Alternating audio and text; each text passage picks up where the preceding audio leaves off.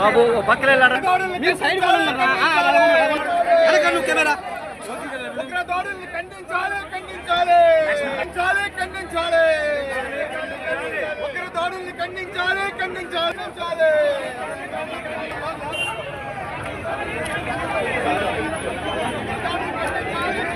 ఖండించాలి ఖండించాలి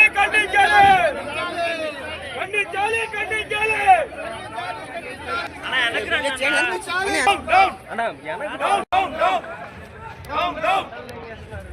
ఖండించాలి ఖండించాలి ఉగ్రదాడిని ఖండించాలి ఖండించాలి ఉగ్రదాడిని ఖండించాలి ఖండించాలి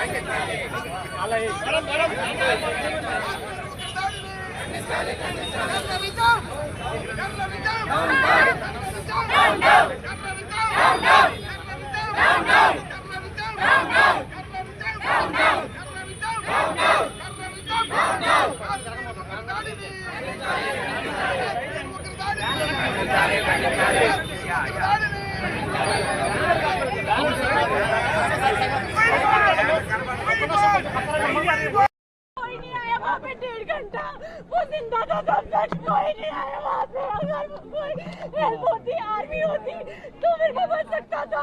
कोई नहीं आया वहाँ पे, कोई नहीं आया।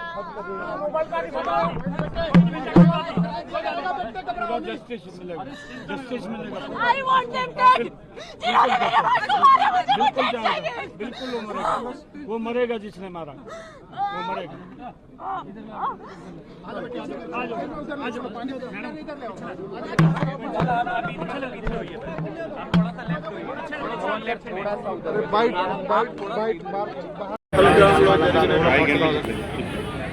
ఉగ్రవాదుల దాడి ఇది ఒక పిరికి పంద చర్యగా నేను భావిస్తున్నాను. సంబంధం లేనటువంటి అమాయకులైనటువంటి సామాన్య ప్రజల మీద, అందులో టూరిస్టుల మీద దాడి చేయడం అంటే ఇది ఒక హేయమైనటువంటి చర్య. దీన్ని ప్రతి ఒక్కరూ తీవ్రంగా ఖండిస్తున్నాం. ఆ దాడిలో ఆంధ్రప్రదేశ్కి చెందినటువంటి 2 వ్యక్తులు ఉండడం చాలా బాధ కలుగుతుంది. అందులో చంద్రమౌళి అనే వ్యక్తి మన శ్రీకాకుళం పట్టణానికి చెందినటువంటి వ్యక్తి కావడం మరీ మాకందరికీ బాధ కలుగుతుంది. ఏది ఏమైనా సరే ఉగ్రవాదుల పైన మనందరం కూడా సంఘటితంగా పోరాటం చేయవలసినటువంటి అవసరం ఉంది. మళ్ళీ ఇటువంటి చర్యలు ఎప్పుడు కూడా జరగకుండా కేంద్ర ప్రభుత్వం పూర్తిగా చర్యలు తీసుకోవడానికి ముందుకొస్తుంది. ఎవరైతే అమాయకులపైన దాడి చేశారో వాళ్ళందరికీ త్వరలోనే తగినటువంటి మూల్యం చెల్లించుకోవాల్సినటువంటి పరిస్థితి వస్తుందని నేను భావిస్తూ, మా చంద్రమౌళి గారి సోదరులు మన ప్రకాష్ రావు గారు మన పక్కనే ఉన్నారు, చాలా బాధపడుతుంది. ఆయన రిటైర్ అయిన తర్వాత టూర్కి వెళ్ళిన తర్వాత ఇటువంటి సంఘటనలు జరగడం చాలా బాధాకరం. అందరికీ కూడా ప్రగాఢమైనటువంటి సంతాపాన్ని తెలియజేస్తూ భగవంతుడు వారి కుటుంబ సభ్యులకి ధైర్యాన్ని ప్రసాదించాలని ప్రతి ఒక్కరిని కోరుతూ సెలవు తీసుకుంటున్నాను. పెహల్గాంలో జరిగినటువంటి ఉగ్రవాదుల దాడిలో సుమారు 27 మంది అమాయకులు చనిపోవడం జరిగింది. ఆ యొక్క సంఘటనని తీవ్రంగా ఖండిస్తున్నాం. కేవలం మేమే కాదు, శ్రీకాకుళం పట్టణం మొత్తం కూడా ఈరోజు ఖండిస్తూ ఈరోజు క్యాండిల్ ర్యాలీ కూడా నిరసనగా ఈ కార్యక్రమం చేస్తున్నాం. అలాగే భారతీయులందరూ కూడా ఐకమత్యంగా ఇటువంటి చర్యను అందరూ కూడా ఖండిస్తున్నారు. పిరికిపంద చర్య, అమాయకులపైన దాడి చేయడం, ఉగ్రవాదానికి భారతదేశంలో ఎక్కడ కూడా చోటు లేదు. అదే విషయం మీద మన ప్రధానమంత్రి నరేంద్ర మోదీ గారు అనేక సందర్భాల్లో దీని మీద ఉక్కుపాదం మోపుతూ ఎన్నో కార్యక్రమాలు చేశారు.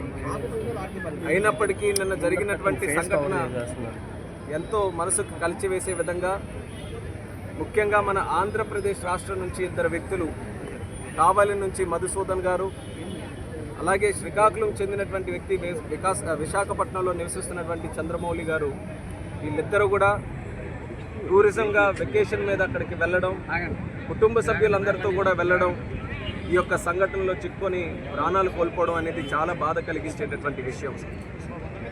మరి ఆ కుటుంబాలకి ప్రగాఢమైనటువంటి సానుభూతి తెలియజేసుకుంటూ, మరి అలాగే సివిల్ ఏవియేషన్ మినిస్టర్గా నిన్ననే మన హోమ్ మినిస్టర్ గారు అమిత్ షా గారు వెంటనే మాట్లాడి శ్రీనగర్ నుంచి దేశ నలుమూలల నుంచి ఉన్నటువంటి పర్యాటకులు ఎవరైతే ఉన్నారో తిరిగి క్షేమంగా వాళ్ళ తాలూకా స్వస్థలాలకి చేరుకోవడానికి ఏర్పాట్లు చేయమని ఆయన కూడా ఆదేశాలు ఇవ్వడం జరిగింది. వెంటనే ఎయిర్లైన్స్ అందరితో కూడా మాట్లాడాం.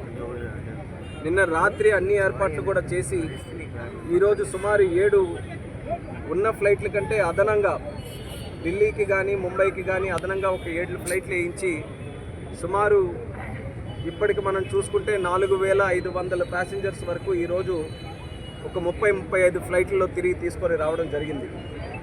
అలాగే ఈ 27 మంది మృతి చెందినటువంటి వారు ఎవరైతే ఉన్నారో వాళ్ళ తాలూకా బాడీస్ కూడా వాళ్ళ కుటుంబ సభ్యులతో పాటు మిగిలినటువంటి వారితో పాటు క్షేమంగా మళ్ళీ తీసుకొని రావడానికి ఎయిర్లైన్స్తో మాట్లాడి ఆ ఏర్పాట్లు కూడా చేశాం. చంద్రమౌళి గారి తాలూకా బాడీ కూడా విశాఖపట్నం ఎయిర్పోర్ట్కి 8:45కి చేరుకోబోతుంది. మరి అక్కడ రిసీవ్ చేసుకోవడానికి రాష్ట్ర ముఖ్యమంత్రి వర్యులు చంద్రబాబు నాయుడు గారు కూడా విశాఖపట్నం ఎయిర్పోర్ట్కి వచ్చి మరి ఆ కార్యక్రమంలో పాల్గొంటున్నారు. మరి అలాగే కావలికి, అది కూడా రాత్రిపూట కావలికి కూడా ఆ బాడీ చేరుకోబోతుంది ఈరోజు. మిగిలినటువంటి అన్నిటికీ కూడా ఏర్పాట్లు చేశాం. అలాగే శ్రీనగర్ నుంచి ప్రయాణికులు ఎవరైతే తిరిగి రావాలనుకుంటున్నారో వాళ్ళు ఫ్లైట్లో మార్గంలో వస్తే అనవసరంగా ఫ్లైట్ తాలూకా ఛార్జీలు పెంచకుండా ఉంచడానికి కూడా ఎయిర్లైన్స్తో మాట్లాడి చర్యలు కూడా తీసుకున్నాం. శ్రీనగర్ ఎయిర్పోర్టులో కూడా అక్కడ ఉన్నటువంటి ఎయిర్పోర్ట్ అథారిటీ ఆఫ్ ఇండియా అధికారులతో మాట్లాడి అదనంగా ఏర్పాట్లు, ఫుడ్ కానీ వాటర్ కానీ వాళ్ళకి ఎటువంటి సహాయ సహకారాలు కావాలన్నా అక్కడ అన్ని రకాలుగా కూడా ప్యాసింజర్స్కి చూసుకునే విధంగా కార్యక్రమాలు కూడా అక్కడ ఏర్పాటు చేయడం జరిగింది. వీలైనంత వరకు సివిల్ ఏవియేషన్ మినిస్ట్రీ నుంచి ఏ సహాయక కార్యక్రమాలు కావాలో ఎక్కడా లోటుపాట్లు లేకుండా ఎయిర్లైన్స్ తాలూకు సహకారం తీసుకుంటూ, ఎయిర్పోర్ట్స్ తాలూకు సహకారం తీసుకుంటూ, అలాగే రాష్ట్ర ప్రభుత్వాలు ముఖ్యంగా జమ్మూ అండ్ కాశ్మీర్ రాష్ట్ర ప్రభుత్వం అందరి తాలూకా సహకారం తీసుకుంటూ కార్యక్రమాలన్నీ కూడా చేస్తున్నాం. అయితే నిన్న నరేంద్ర మోదీ గారు కూడా దీని మీద స్పష్టంగా ట్వీట్ చేయడం జరిగింది.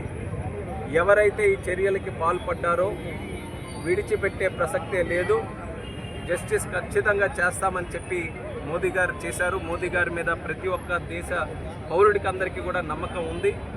ఆయనతో పాటు దేశం మొత్తం ఈరోజు నిల్చుంటుంది. ఏ కారణంతో ఇలాంటి సంఘటన చేసినా ఈరోజు భారతదేశం అంతా కూడా మరింత యూనిటీగా దీన్ని వ్యతిరేకించడానికి, దీని మీద పోరాటం చేయడానికి అందరం కూడా కలిసికట్టుగా నిలబడుతున్నాం. మరి రాబోతున్న రోజుల్లో దీనికి పాల్పడినటువంటి వారు తగిన మూల్యం చెల్లించబోతున్నారనేది కూడా ఈ సందర్భంగా తెలియజేస్తున్నాం.